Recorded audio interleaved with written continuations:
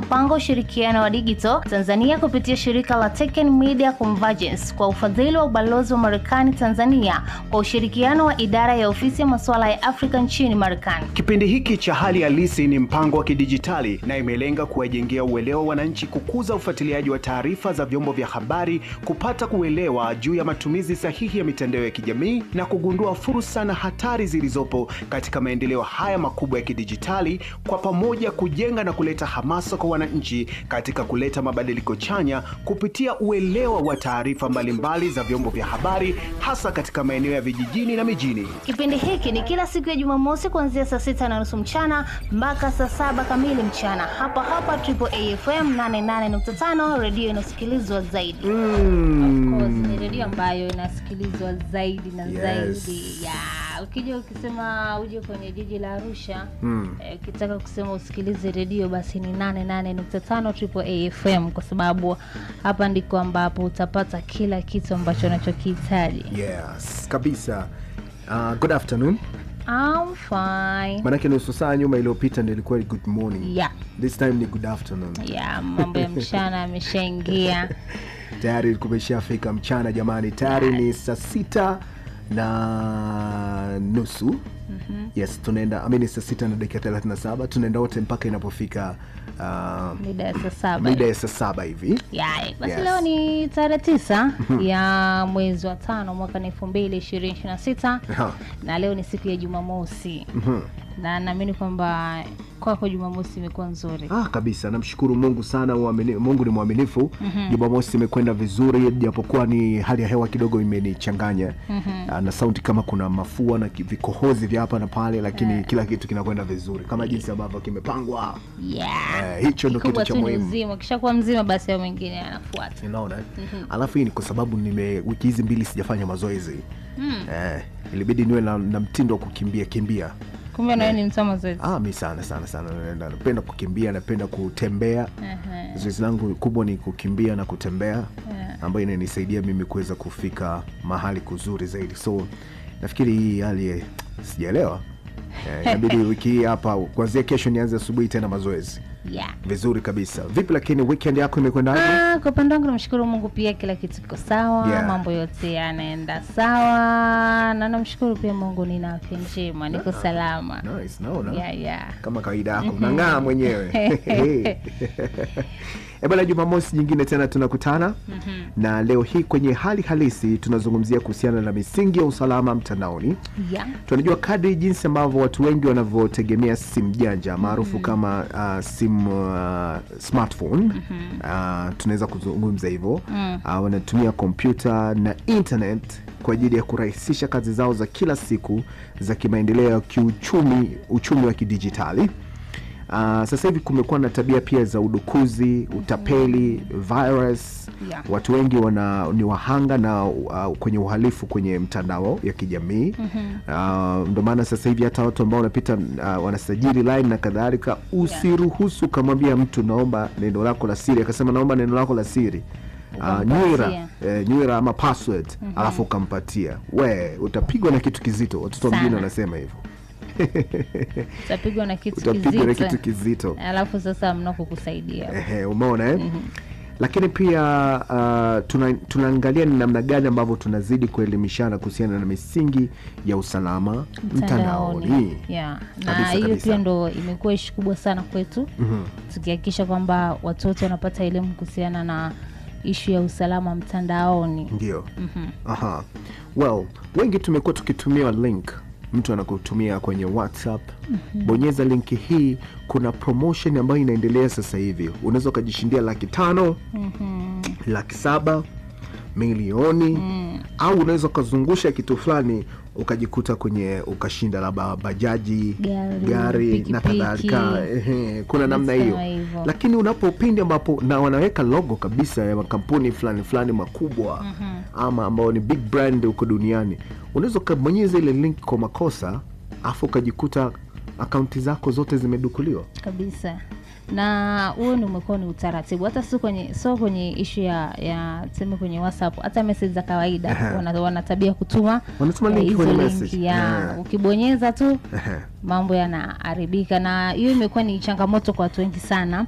na pia imeleta matatizo kwa watu wengi, kwa sababu mtu ambapo anakudukua anaanza kutuma message ambazo sio. So mtu ambaye let's say kwamba akikutumia akianza kutuma message ambazo sio sahihi, wewe ambaye unaipata hiyo message unaanza kusema fulani imekuaje. Kumbuka sasa huyo mtu ambaye amefanya kitu kama hicho hana elimu kuhusiana na masuala mtandao. Ndio. Unaona? Hilo la kwanza. La pili, kwa wale ambao wanafanya kazi kwenye maofisi. Unaweza kupokea email ama ni mfanya biashara, unaweza kupokea email tofauti kutoka sehemu tofauti, watu wakiomba zile email ambazo unatupiwa zile email, zingine haziko salama kabisa. Unaweza kujikuta unaingia kwenye order ambayo si salama ya utapeli. Umeelewa?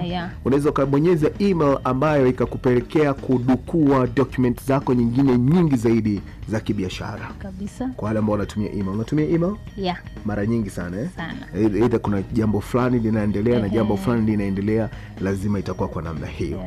Usalama mtandaoni.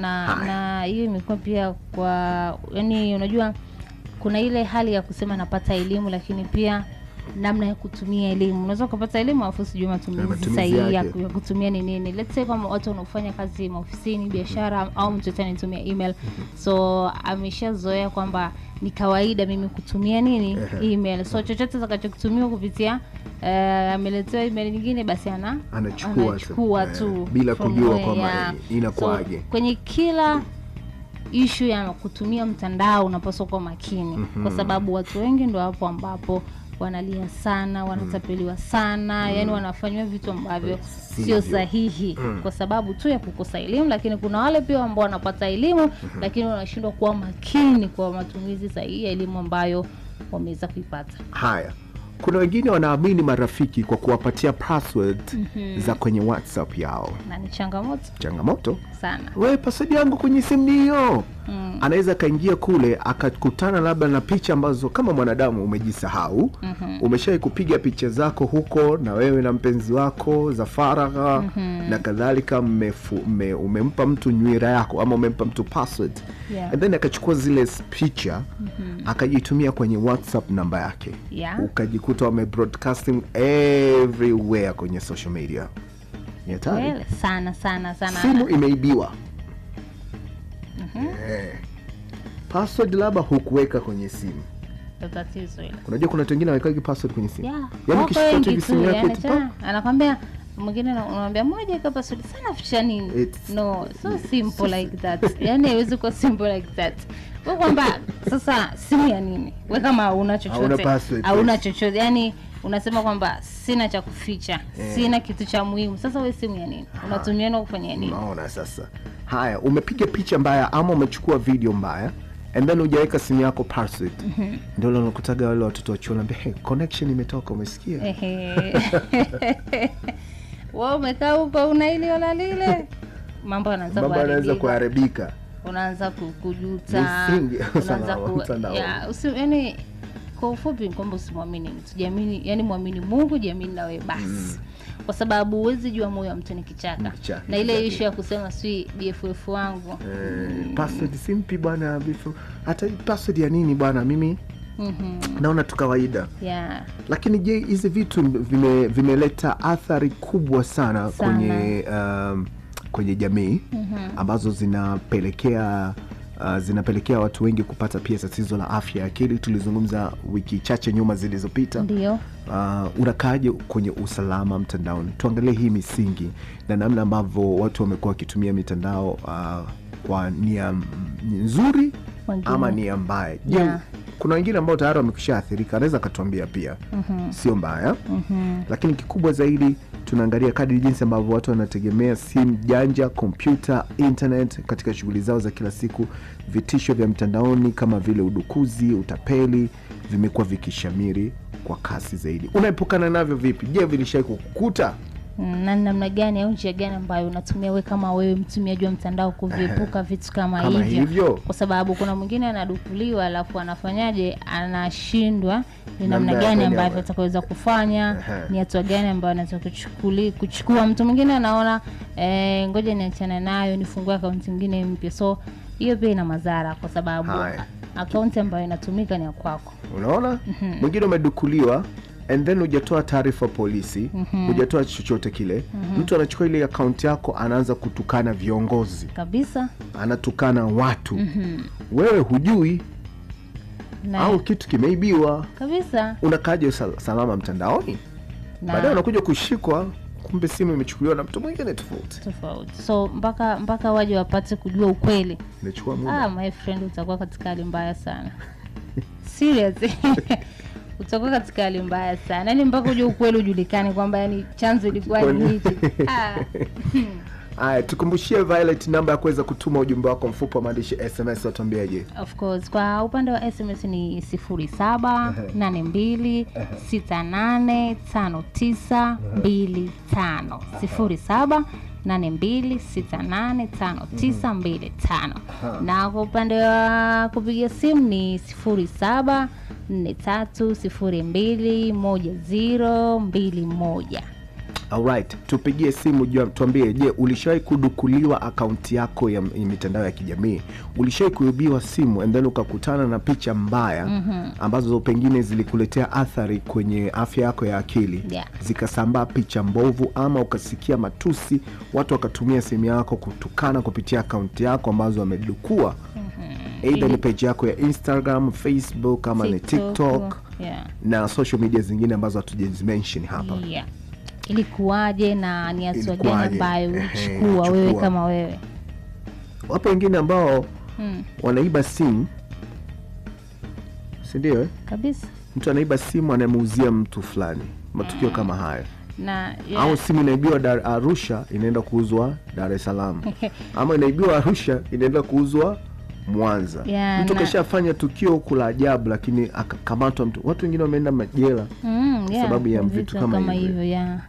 Na ushuhuda mmoja kwamba kuna mama mmoja Arusha hapa, yeye ni mfanya biashara, aliibiwa simu. Unaona? Alivyoibiwa simu sasa, katika ile harakati za kutafuta, yani ilitumia kama siku 2 hivi. Bahati nzuri alikuwa na mtoto wake kijana mkubwa, akasema mama, ngoja tu track nini simu ya. Walivyo track wakuta simu iko Morogoro. Kwa siku 2. Simu iko wapi? Morogoro. Alafu sasa imagine, sasa iko Morogoro lakini pia imeuzwa. Yaani huyo alikuwa nayo kwa Morogoro kanunua. So wakaanza kufuatilia, ilikuwa ni Samsung. Wakaifuatilia, wakaenda polisi, utaratibu wote wakaufuata na simu ikarejea. Lakini kikubwa zaidi au kizuri zaidi, yule aliyefanya tukio hilo alikamatwa. Kwa sababu yule alifanya tukio hilo ndio ambaye alimuuzia mhusika kule Morogoro. Hivi dunia sasa hivi bado mtu anaiba simu ya nini? Sasa jitafutia matatizo. Okay, let's say umeiba ma iPhone. Yaani iPhone si dakika 0 tu watu wanakudaka. Dakika 0. Yaani kuna vitu vingine tu kiuhalisia unaona kabisa kwamba yani haya ni matatizo na tafutia matatizo. Simu sio vitu vya kuiba jamani. Yaani huko tunakoenda, wenzetu Ulaya, by the way, not Ulaya, ni nchi tu nyingine ambazo za Uarabuni hapo, mtu anakutana na simu anaiacha pale. Anaenda asubuhi na anaenda jioni, anairudi anakuta pale pale kwa sababu anajua kabisa haiwezi kuchukuliwa. Na ni watu wengine wanakutegesha tu kabisa, ukujua taarifa zako. Unachukua simu, wanakutrack, wanaangalia, afu akija kugundua kwamba ni mwizi. Mwingine alikutana na simu 15 chumbani kwake. Imagine 15, akauliza zote hizo niiba wewe? Nani 15?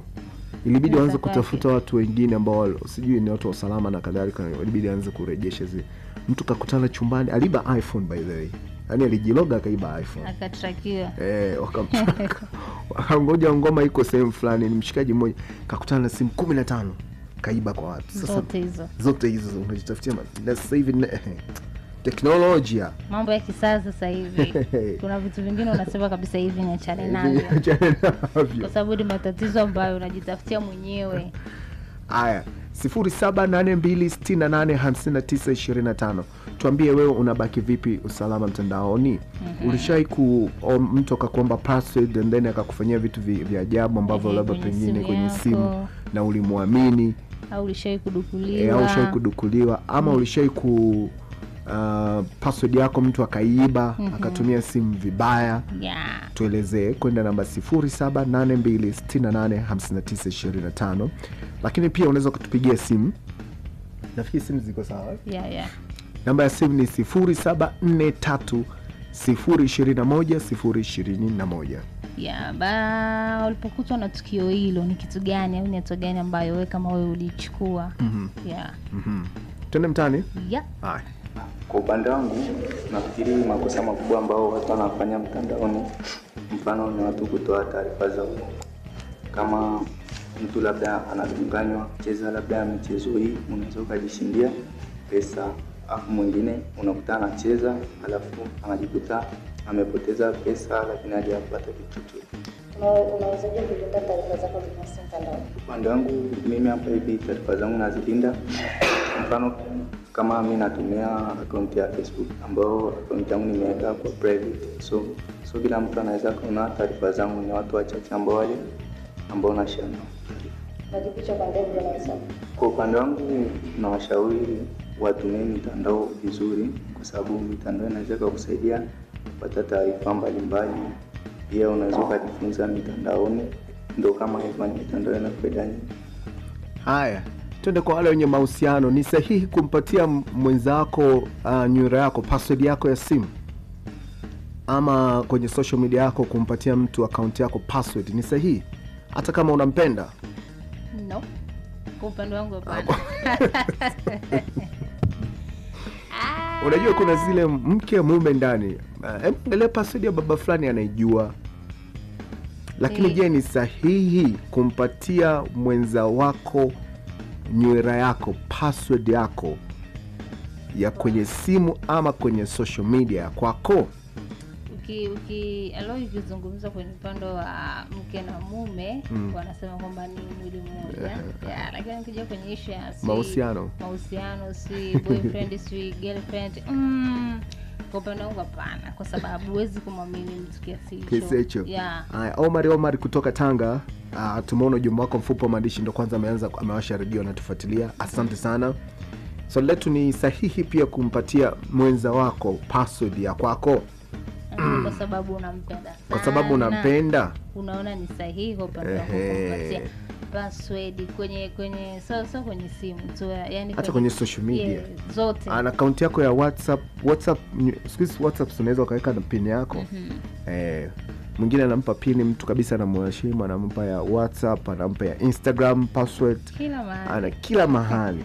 Lakini je, unamwamini vipi huyo mtu ambaye unampatia password, kama mpenzi wako au rafiki? Wengine marafiki BFF ulivyosema, ni sahihi? Haya, tupigie simu kwenda namba 0743 021 021 0743 021 021, ama unatupigia pia kwenye upande wa SMS message. Namba ni 0782685925 0782685925. Wewe leo uko upande wako unaona vipi? Mimi siwezi kugawa password ya siku moja. Sasa unampenda jamani? Hapana, siwezi kugawa password yangu ya simu kwa mtu wa aina yoyote. Basi tukwambia, unajua kwamba ile lakini sasa kuna emergency. Ndio maana tunatembea na vitambulisho. Baba anasema umeumwa ghafla. Na pia kitu kingine ni tunafanya labda kwa barabarani umeumwa ghafla na unahitaji namba ya ndugu. Mambo ni rahisi leo, mtu anatoa line kwenye simu yako, anaweka kwenye simu yake. So yale majina ambayo atakayokuja ndo anafanyaje? Anapiga zile namba ambazo zitakazokuja ndo anapiga. Zile za kwanza zile. Na kama ni mtu ambaye mko kwenye mahusiano, basi tu ukimpa namba ya ndugu hata mmoja sio mbaya, lakini sio eti kwamba unampenda mtu sana eti umpe password yako, no. Yaani kwa upande wangu pressure bure. Hapana. Mimi mwenyewe hapana. Twende mtaani Hai. Kosa gani kubwa la usalama wa mtandao tufanye? Kwanza kabisa, kosa ambalo sisi wote tunafanya ni pale kujali na kuthamini kitu gani ninachokitoa katika jamii na kina maudhui gani. Kuna ambao wanatoa vina maudhui mazuri na vina faida, ila kuna wale ambao wanatoa vitu ambavyo havifai katika jamii, kama ambavyo tunaona nowadays, yani hakuna limit ya miaka gani mtu anaweza kuwa na simu kubwa. Hivyo muda mwingine unakuta kuna watoto wanachukua simu, wanapoingia TikTok wanakutana na maudhui ambazo hazifai, na tunajua kwamba watoto ni jamii.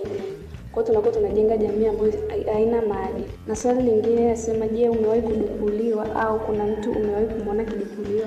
Kwa upande wangu sijawahi kudukuliwa wala sijawahi kushuhudia mtu ambaye amedukuliwa. Na nazidi kueleza tatizo kwa mfano. Kwanza kabisa ni kwa kutumia njia inayosema safe security, ambapo pia unaweza kukata kwa password na kuna mtu ambaye anaweza kana taarifa zako.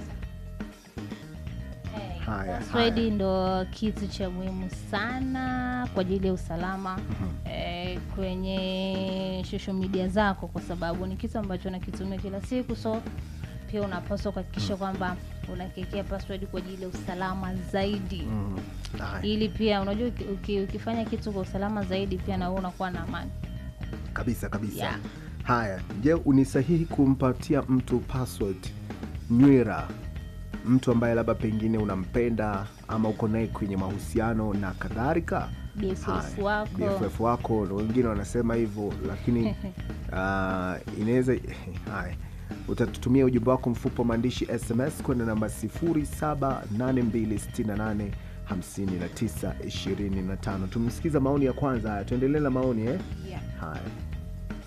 Kwa mimi ni kwa kuhusu mmonyoko wa maadili. Kwa mfano hivi watu wanakosa maadili mazuri, kwa mfano waposti picha chafu hivi, wao wanakuwa mmonyoko wa maadili. Kwa hiyo na washauri wangepata maadili mazuri ili kutunza mtandao wetu uwe na quality nzuri.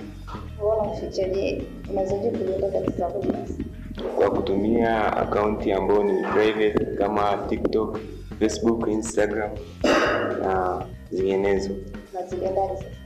Kwa kuzitunza katika sehemu nzuri na kuposti vitu ambavyo vinaleta maadili mazuri kwenye jamii. Haya, asante sana kutoka maeneo hayo. Tumeona ujumbe wako mfupi wa maandishi, tunashukuru sana. Haya, kuna SMS hapa. Yeah. Omari, yeye anatokea maeneo ya Tanga, anasema siwezi gawa password kabisa kwa mtu yoyote. Haya, asante sana Omar kutoka maeneo pale Tanga. Ujumbe wako mfupi wa maandishi unautuma kwenda namba 0782685925. Na namba ya kupiga simu, nafikiri kuna shida kwenye simu kidogo. Kwa tutaweza kupokea simu na baada yake labda utume ujumbe mfupi wa maandishi, lakini utajaribu kwenda namba 0743 021 021 0743 021 021. Namba ya SMS ni 0782 68 59 25. Alright.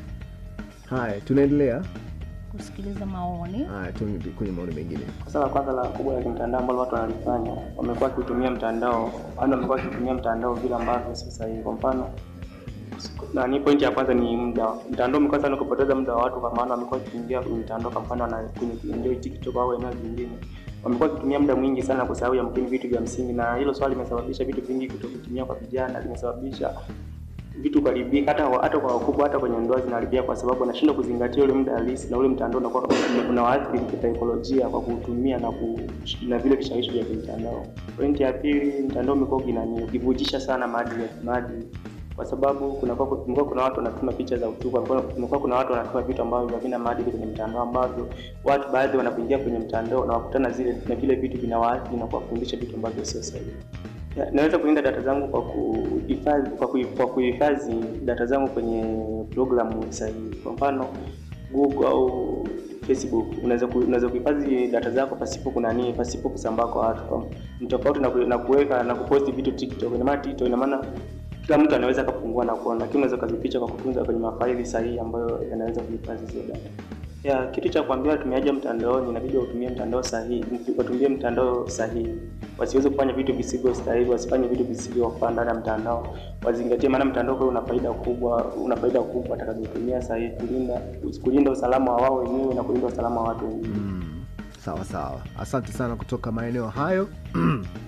Ya usalama mtaani, usalama ni kitu cha muhimu sana kwenye matumizi yako ya mtandao, kwa sababu pia atakufanya ufanye pia kazi yako kwa ubora, kwa sababu kama wewe ni mtumiaji wa mtandao, na hapo ndipo ambapo unatumia kwa ajili ya kuposti biashara zako, kutangaza vitu mbalimbali ambavyo unaifanya, so usipokuwa makini itakuletea madhara. Yeah. Wengi lakini pia wanatumia mtandao kwenye mmomonyoko wa maadili na ni tatizo kubwa sana hilo Loi, kwa kutukana, kwa attack watu, mashambulizi ya kimtandao, hususan kwa watu maarufu ambao tunaona huko mtu amelala ameamka na hasira zake kwa sababu ni mtu maarufu, basi wanamwattack. Yes, mashambulizi ya maneno makali, matusi machafu na kwa viongozi wa kiserikali, watu maarufu, watu wenye ushawishi, maadili ya mmomonyoko. Mtu ameona kweli ametoa kauli fulani, aidha ni mwandishi wa habari ama mwanasiasa, unaona vile ambavyo wanavyomshambulia mtandaoni, matusi kweli kweli. Kama una roho ndogo huwezi kusurvive. Haya, Arnold Pasco yanatokea maeneo ya Arusha, anasema kuhusu swala la kumpa mpenzi password, huo ni uchawi. Anataka nini hususan ni nini? Okay, Arnold amesema hiyo ni uchawi, kumpatia mpenzi password. Issue unajua leo issue ya kupenda ni tofauti na issue ya usalama wako, sawa? Kupenda mtu ni tofauti na usalama wako ni kitu kingine, kwa sababu inaweza kuwa unajua issue iko vipi. Leo unaweza wewe ukampenda, je, anakupenda kweli kama unavyompenda? Hilo ndo tatizo. Unafuta kila kitu. Sasa utafutaje kila kitu jamani? Futa kila kitu. Futa message zote. Futa kila kitu kwenye WhatsApp. Hivi unajua mtu mwingine anatafuta nyumbani, anataka simu mpe. Hapa tunakatazwa kutoa nywira, tunakatazwa kutoa password ya kitu fulani. Lakini tunarudi deep down, ndani watu wana mahusiano, mume mke, watu girlfriend boyfriend, uchumba, anataka kushika simu. Mwingine anatoa password yake mpaka ya bank. M-Pesa sijui, Yes Pesa mtu anatoa. Hujai kuambiwa kwamba upendo na nguvu kuliko chochote. So lazima kupatia password ya au kunakuwa na limitation ya pesa. No, sasa si chochote ambacho kiwango fulani basi usitumie tena. Au nenda ka shop, kafanya shopping vitu kama hivyo. Au mtu mwingine unakuta let's say amesafiri, hasa labda anafanya, labda uko anakoenda labda network itasumbua, so anakuachia kadi yake ya bank uendelee kufanya ili kupata mahitaji yako mbalimbali. So vitu kama hivyo vipo. Lakini pia tuhakikishe pia usalama wetu huko kwa kiasi gani. Mtu anaweza kaenda kachomoa kumwambia usitumie, tumia 500,000 yeye anachomoa milioni. Na ndio maana nikakuuliza kuna issue hapo. Je, watu wenye hela zao hawazi wala dini, anaona kwenye issue ya hela anaweza siwaze. Vipi kwenye issue ya mambo ya mitandao? Okay. Kwa sababu hilo pia alihusiana sana na issue ya hela, kwa sababu kumbuka hiyo anapotumia mitandao yako vibaya, anakuchafua wewe, anachafua brand ulionayo, pia anakukosesha ile confidence, kwa sababu unahisi kama kila mmoja anakuonyesha kidole kwamba ni huyu ni fulani. So mpaka mtu ajielewe kwamba chanzo ilikuwa ni hichi, kwa hiyo inakuwa ni ngumu. Na wale ambao tunawaheshimu, tunarudi pale pale, wale ambao unawaheshimu alafu kumbe anaingia kwenye social media na post kitu fulani na wewe hujui. Haya, kuna wengine labda ni mfano, let's say mfanyikazi labda taasisi za kiserikali, kuna kuwa na documents nyingi za kiserikali, labda ni mume au mke ama girlfriend wako na mheshimu, and then unakutana na unalinda, zinatakiwa unalinde pia siri za documents zako. Lakini kuna wengine wanawaachia wapenzi wao simu ambazo labda pengine zina taarifa za kiofisi na kadhalika. Haya, ni sahihi kumpatia mwenza wako ama mtu wako wa karibu password ya simu yako? Kwa upande wako, je, unaona ni sahihi? Kwa sababu watu tuko tofauti. Tumeuliza hivyo kawaida. Arnold Pasco, nimeona ujumbe wako mfupi wa maandishi. Rehema yeye anatokea maeneo ya Ngaramtoni, anasema si sahihi. Hiyo ni kuleteana magonjwa tu ya moyo. Alright. Na ni kweli. Yes. Mapresha manini na kadhalika. Haya, 0782685925 namba kuweza kutuma ujumbe wako mfupi wa maandishi. Namba ya kupiga simu, nafikiri kuna shida kwenye simu. Lakini utajaribu labda kwenda namba 0743021021 0782685925 ndio namba ya kuweza kutuma ujumbe mfupi wa maandishi SMS. Namba hiyo ukipiga 0743021021. Alright. Sasa tufanyaje sasa hivi? Tunaendelea. Hakikisha basi unaendelea kutuma ujumbe wako mfupi kwa sababu kila mmoja na maoni yake. Wewe wazo lako, mimi kwa upande wangu nimesema pana, mwingine anaona ndio. Kila mtu ana sababu zake. Haya, ngoja tusikilize kwenye upande wa maadili imekaje. Tumsikie hapa Mheshimiwa Waziri wa Dhamana, masuala ya utamaduni, sanaa na michezo, Mheshimiwa Paul Makonda anazungumza nini kuhusiana na masuala ya kimaadili na masuala ya mitandao. Niombe sana wanahabari, tusaidieni kubadilisha fikra za taifa letu. Tusaidieni kuwa na mchango chanya kurudisha nchi yetu kwenye maadili ya taifa letu. Tusaidieni. Na sasa kwenye habari tuna ndugu zangu wa mitandao ya kijamii ambao pia serikali ya Rais Samia ndio ilitoa fursa mfanye kazi zenu. Lakini pia ameendelea kutoa fursa ya kupunguza hata kodi mko mnalipa kutoka milioni 1 kuja mpaka 100,000. Ametoa mpaka fursa ya kupunguza kutoka 500,000 kuja mpaka shilingi 50,000. Lengo lake Daktari Samia sio muwe wengi muitumie mitandao ya jamii kubomoa maadili ya taifa letu. Hapana. Lengo lake ni mpate kipato na ajira halali wakati mkishiriki katika ujenzi wa maadili ya nchi yetu. Wewe mwenyewe kabla ya kutafutwa na TCRA, kabla ya kuitwa na mamlaka, tafakari ujumbe nao nataka kuupeleka, nataka kuachieve nini? Yaani picha hii nao nataka kuisambaza, nataka kuachieve nini? Nimefika mahala nimesikia hata jana tume ya Chande pale watu wanatukana mpaka wazee wao. Kwa nini tukitofautiana kimawazo huo ugomvi? Kwanza kutofautiana kimawazo ndio ubora wenyewe wa taifa. Yaani mkiwa na mawazo tofauti, hapa tulivyovaa tu hivi tulivyovaa, hii ni indicator nyingine ya kwamba hatuwazi pamoja. Sasa swali, kwa nini wewe uanze kumtukana mwenzako ukachagua rangi yake leo amua kuvaa leo, afu uone ya kwako ni bora zaidi? Sasa ichukue hiyo picha mpaka imefika hatua tunavunjia heshima wazee wetu. Hivi nafikiri hawa viongozi, mimi nakaga nasema hivi, watu wanafikiri uongozi ni jambo rahisi. Yaani uongozi sio kazi rahisi. Unavyomuona pale Daktari Samia alipo pale, ni kiongozi ambaye anapambana kuilinda heshima ya taifa hili kwa gharama kubwa.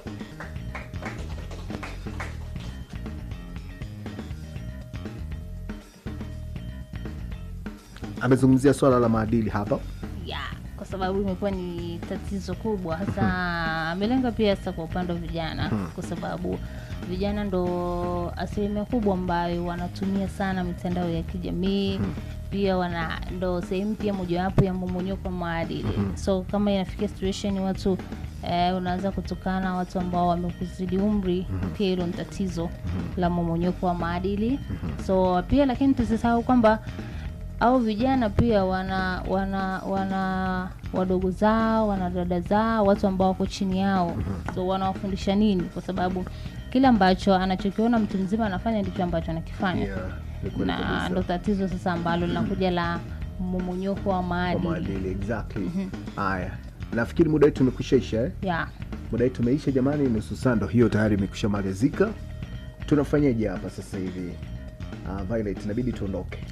Tukutane kesho saa 12:30 asubuhi. Unaingia kesho saa 12:30. Lazima tuje kumshukuru Mungu kwa sababu Mungu ndo kila kitu. Mungu ndo kila kitu. Pasipo Mungu nafikiri kwamba tusingeweza kusurvive mpaka siku ya leo. So mama mtumishi, so tuhakikisha tunakutana kesho saa 12:30 asubuhi mpaka pale 4 kamili. Alright, jamani tunawatakia weekend njema. Bye bye.